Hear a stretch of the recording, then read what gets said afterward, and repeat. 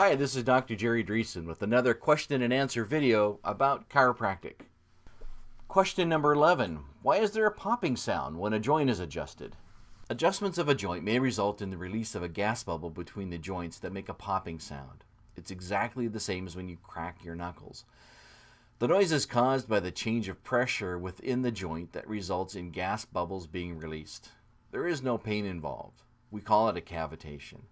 In fact, a lot of people are saying, well, don't popping your knuckles cause arthritis?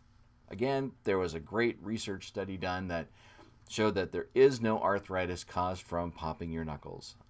It was just used as a way to get kids from making that popping sound when they were growing up. Just like if you make a face like that, it's going to stick. All of those urban legends that we hear about. Thanks again for your time, and be on the lookout for my next email question.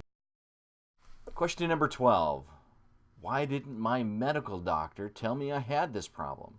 If you're seeing this for the first time, go to the website you see displayed below and sign up to receive other similar emails and a special offer just for signing up. This has been Dr. Jerry Dreesen for Back to Action Chiropractic, wishing you a healthy and prosperous day.